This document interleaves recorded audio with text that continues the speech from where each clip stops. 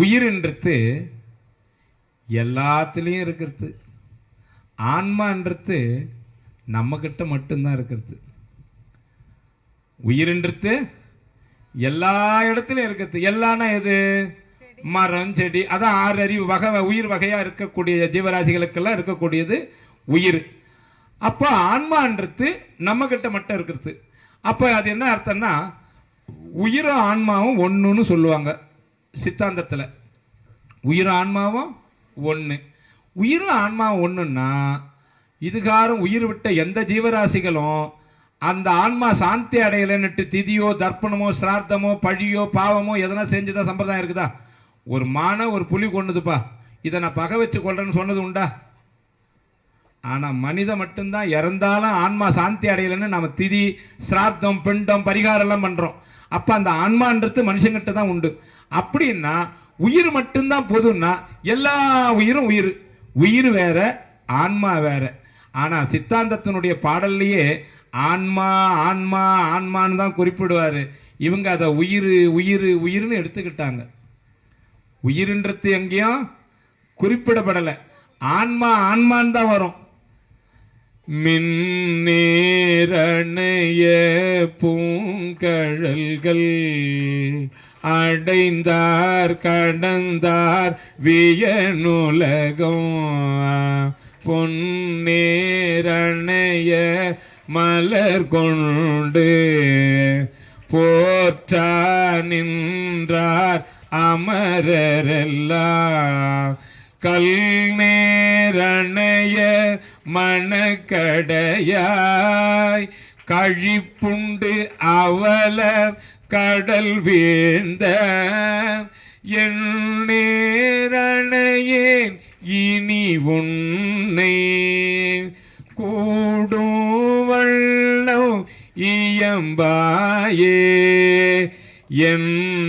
என்னாலறியா பதம் தந்தாய் யானது அறியாதே கெட்டேன் உன்னால் ஒன்றும் குறைவு இல்லை உடையாய் அடிமைக்கு யார் என்பேன் பண்ணால் உன்னை பணிந்தேத்தும் பழைய அடியா உடன் கூடாது என் நாயகமே பிற்பட்டு இங்கு இருந்தேன் நோய்க்கு விருந்தாயே.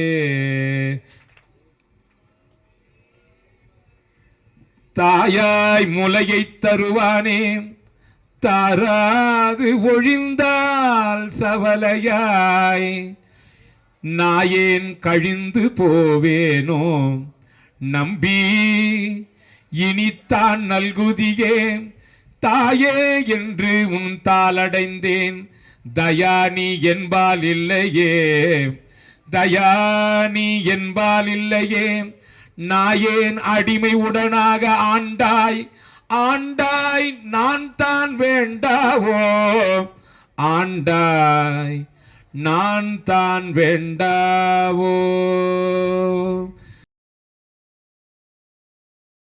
பெண்கள் உள்ள போகவே இல்லைன்னா திருநீலநக்க நாயனாருடைய சரீரத்தில் சுவாமி மேல சிலந்தி விழும்பொழுது ஊதுனாங்களா? அந்த அம்மா கருவறையில் போய் ஊதுனாங்களா? அர்த்த மண்டபத்துக்கு வெளியே இருந்து ஊதுனாங்களா?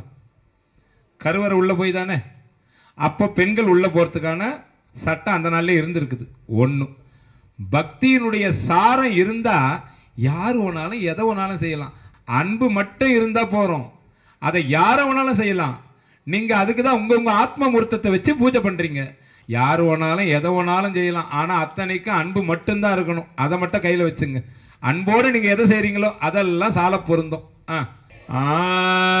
உடையால் உழ்ந்த நடையிருக்கும் உடையாள் நடுவுள் நீருத்தி உன் அடியார் நடுவுள் இருக்கும் அருளை புரியாய் பொன்னம்பலத்து முடியா முதலே என் கருத்தே